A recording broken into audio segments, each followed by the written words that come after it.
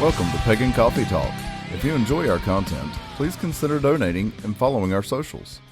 Now, here are your hosts, Lady Alba and Lord Knight. Okay, Lord Knight.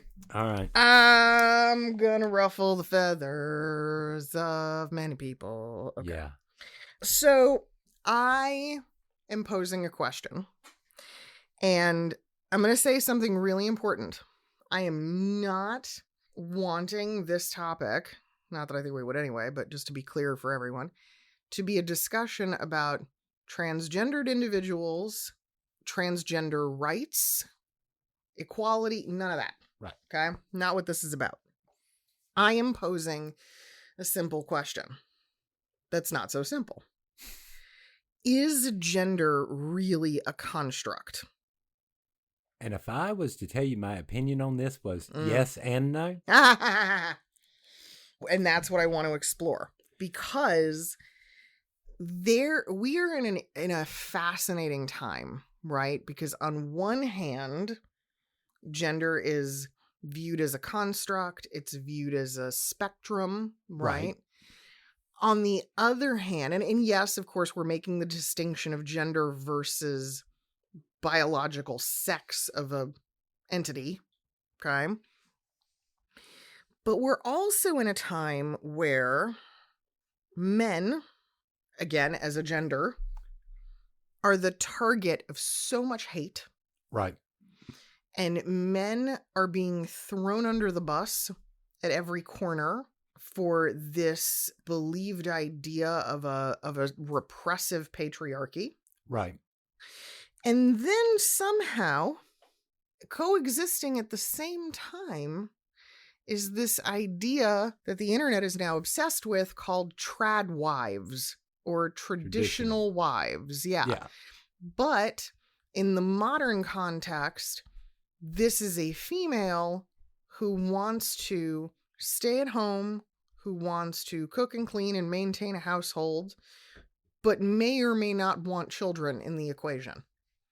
Well, I think the problem it comes up is that there's confusion on this because there are certain behaviors that are constructs that certain genders do that other genders don't, which it could easily flip, i.e., women wearing makeup. All right. Now, why it's not traditional for men to do this, but it's not like we haven't.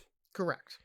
It's not traditional in modern society. Well, it's becoming again to some extent, but yeah. Exactly. It's never been unheard of. I mean... But no, I think what happens is once you sit there and you go, okay, this is woman behavior, okay, which growing up, that's what women did. That's the thing. It's the what is taught and what is natural. Right. That's what's fascinating. We have to agree, right? So much of what we know and understand is taught. Right. It's learned, right? Do little girls wear frilly dresses because they really want to, or is it because it's what's expected of them or what they're taught to wear? I don't know. This is where it's fascinating. And I mean, if given a choice, though, children will gravitate to whatever appeals to them. Yeah. And that's fine. But where I get lost in the shuffle is when people start saying things like there are hundreds, if not thousands of genders. There are? No, there are hundreds and thousands of personalities. Correct.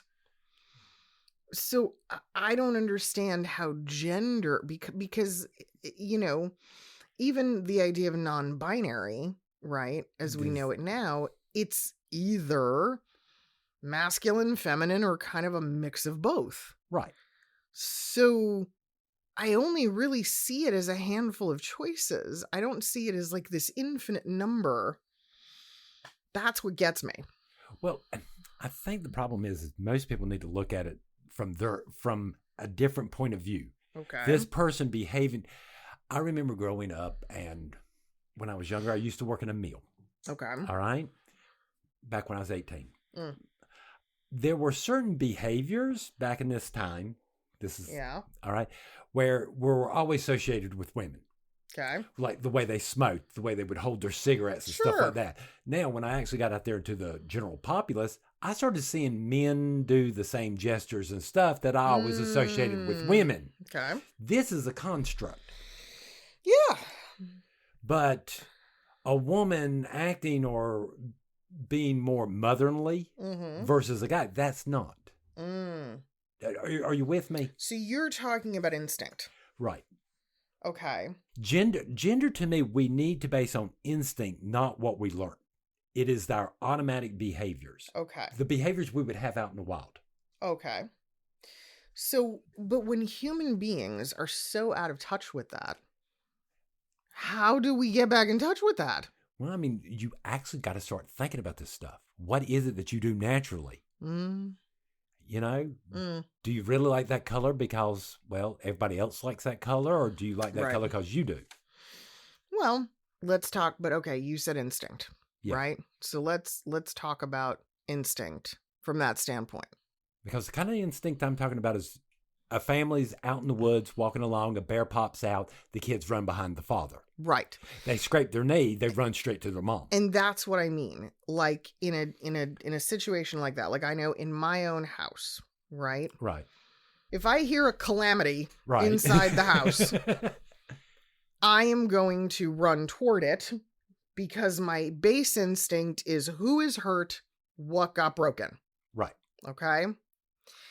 Now, conversely, if the calamity is outside of the house, my instinct is lock the door. Right. Do not run toward that.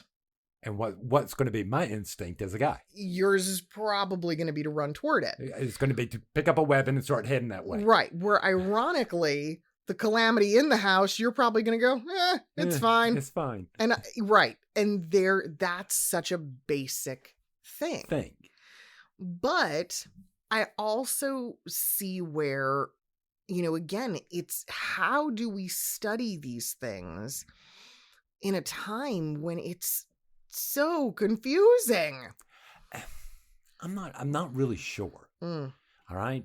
First of all, I think people need to have honest conversations about what they actually think is an actual gender behavior versus a behavior of an individual. Just behavior. Right. And that brings up an interesting point. So I wonder, is it a double-edged sword, meaning we have so much time on our hands that we've made a big to-do about gender for no reason? Right. Or is it that we have failed to just study behavior as a whole, right, and put the focus there? Because when I hear people talk about this in very general terms on this, it always seems to be more about people's individual personalities and wanting to call that a gender. Right. Instead of that's who this person is. Right. But like the same way, okay, I mean, I know this is going to be a little all over the place, but I think it makes sense. You can have animals, domestic animals, right? Dogs, cats, whatever, guinea pigs, that are the same sex who will display humping behavior. Right. To form dominance or to establish their pecking order. Right. Even though they appear to be performing a sexual act, it's not. There's no... yeah. So that behavior, when we study that, right, we understand why they do it, but we're so far removed from that now in modern society as it relates to man. I think what do we do? I think there's only one true way to find this. All right? You need to start looking at feral kids. What, you think I'm kidding? No, I don't think you're kidding, but that's almost impossible now. That's hard. But again, if we go back and we look at the older cases where this actually happened, you can see because I would assume gendered behavior for males and females in humans would be expressed in these people more than, because they would be using those instincts more than we would. Right. So if we go back and we look at them, we can sit there and go, no. This is behavior that is only associated with this gender. Right. At the end of the day. I don't know if we'll ever go back there. No. Because I don't it sounds think we like it sounds like a cruel social experiment that we can't conduct anymore. Well, let's admit it. The feral kids that happened to this, it wasn't out of their own choice. There were extenuating circumstances. Right.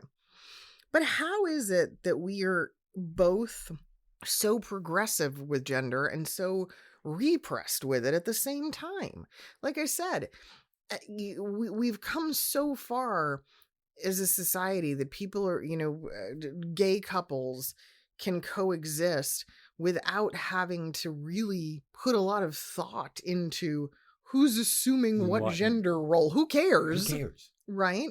There's a task that needs to be achieved. We're just going to do it, so we've come so far in those terms, but yet on the flip side of that, like I said, we've got the general idea of male population being completely just crushed underfoot at every turn.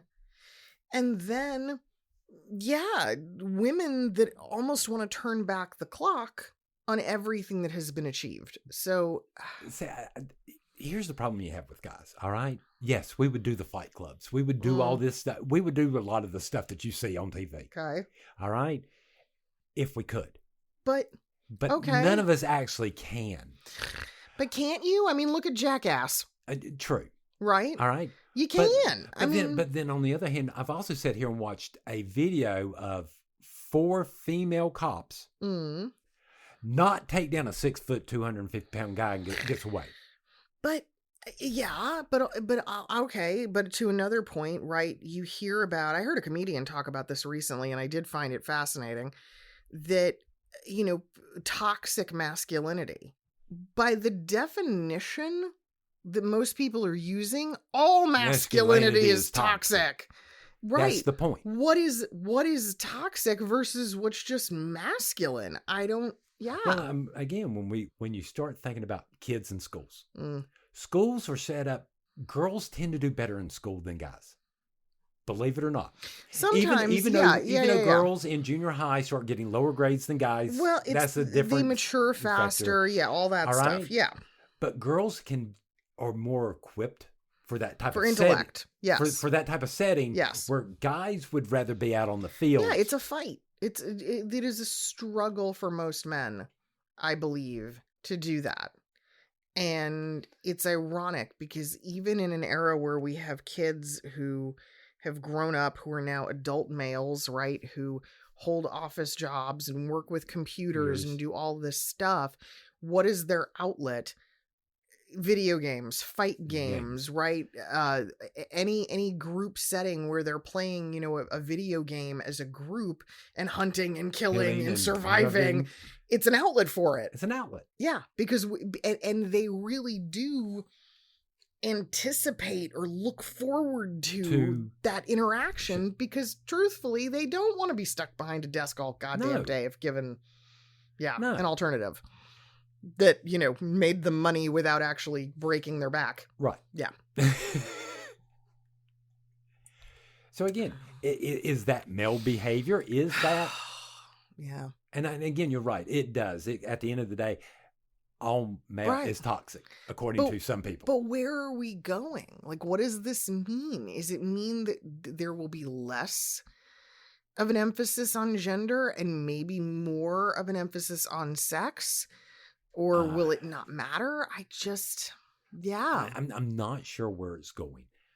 I'm not completely opposed to the questions that people are asking about these. Right. All right? Because again, some of these are good questions. All right? Like what it truly is. Yeah. Versus others. Because it makes me wonder, okay, when we look at our roles and we look at craft and we look at the gendered roles of priest versus priestess, I would like to think that most groups are progressive enough to say that if an individual displays more talent or more skill, that leans towards an opposite gender role, we would simply let them fulfill that role. Right. Because why am I going to try to force you into a hole that doesn't make sense? Right. Yeah. You're not going to do good at it. And then how does that benefit all of us? Right. Right. Because again, we're not progressing on craft at all at that point. Exactly. So, I would like to believe that, but then it seems like there's just an awful lot of debate about what that means for the future. And I kind of go, doesn't mean anything. It means we take people on an individual basis. I think the real problem on all of this is not the conversation. Mm. It's that some people are too busy going, I'm right. I don't need to listen to anyone else. Y'all should follow me instead. Interesting. I think there's the problem. Everybody wants to be right. That's a good point. That there's just not enough thought being given to the topic. It's just everybody's trying to treat it as very black and white. Yes. And again, when me and you have conversations, even stuff we don't agree with, we're still civil to each other. We're still trying to listen to the other person. Yeah. And it's interesting because I think when someone now, even still, has traits that are more akin to an opposite gender, it still is scrutinized. It still is kind of put under a microscope. Well, I grew up in an era where, if God forbid you guys had long hairs, everybody'd call you a girl for until you either got it cut or they moved on to the next victim. Right. Right. Absolutely. Because we came up in this era where guys were starting to wear earrings, longer hair. We were getting... There was a lot of this going on. Absolutely. Just the androgyny of the 80s. Yes. Right? If you were even a little bit queer growing up in the 80s, it was so confusing. It was so confusing. I remember being a kid. But it was easy. It was easier for gay people because it was easier to hide. Oh, for sure. For sure. And still be flamboyant. It was an opening. Yeah. It was an opening to this new idea, or, not new idea, but this new way of being out in the world, being open with these things. But, I remember, Boy George and Annie Lennox and Grace Jones. I was so confused. and that was the early to mid part of the 80s. And then the hair bands came out. Oh. And everybody's just going, that's a pretty man. I don't understand what's happening. Why are they all wearing spandex? Yeah, and makeup, and and the long hair, and that's one of the things that made it so fascinating. But we all accepted it. Well, we were breaking what we referred to back then, the traditional gender roles. Right. But those gender roles, those were constructs. They were constructs we created. But see, that's what's funny. I remember the term gender bending, right, being very popular and very common. And that was a very acceptable way of looking at something, is that, you were kind of, gender bent. And I think I identified that way for a long time. But now it's so much more, I don't know, consuming. But when you were doing the gender bending things, a guy could wear a tutu. Oh, absolutely. But he would still just be a guy. Absolutely. But that's my point. But now they've gotten all this to the point. As soon as you do one behavior, suddenly it's like everything's under a microscope. Right. And then on another hand, nothing's under a microscope. So I don't know. It's all just... Craft, again, it's like we have to be aware and we have to be prepared. And we have to sort of know that this is going to continue. I think for the foreseeable future, this is going to be a big part of modern life now, is gender obsession. I hope not. I really do. I think so. Which also makes me go, at what point does a coven say enough? We're not doing this anymore. Right. We're not playing that game. Right. But then how does that affect the very core of so much of the beliefs when so many people still see a god and goddess as gendered individuals? But yet you're being told by other groups, no, you have to worship a non-gender. Yeah. I know. And again, we are not the type of tradition or anything to go out. You don't have to believe our way. We're not going to. But more importantly, we are also a tradition that goes aspect. We're the ones who go that it is one being, right? Right. The way we view creation, or the creator, it's one being. It is both. Yes. It is everything. It is nothing. At the same time. At the same time. So that's what I mean. At what point do we toss out the other stuff in favor?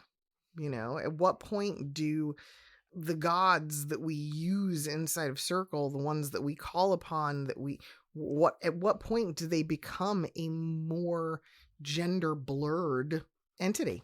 Do you see that happening? Do you see a time where craft abandons a male female? I sort of see people already moving toward that. Mm.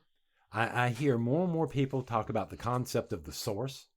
Okay. That is all the deities wrapped up Right, together. right. More now than before. Mm.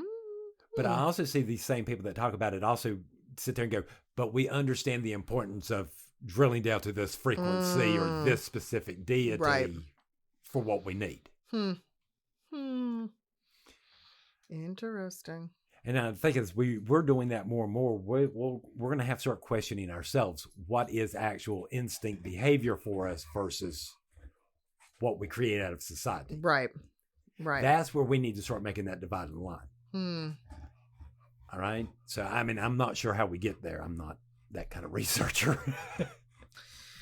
Yeah, it's a fascinating discussion, but it is a discussion that needs to be had more regularly, especially because we have to be prepared for it. Groups have to know where they stand, and I think that it's not enough to be wishy-washy or just, unclear. Right. Yeah. So it's an interesting discussion, and I think I'm curious to see, how gender studies and that gender evolution discussion continues with the pagan community. We'll see.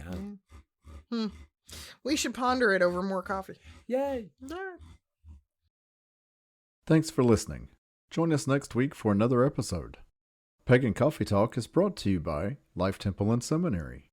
Please visit us at lifetempleseminary.org for more information, as well as links to our social media: Facebook, Discord, Twitter, YouTube, and Reddit. We travel down this trodden path, a maze of stone and mire.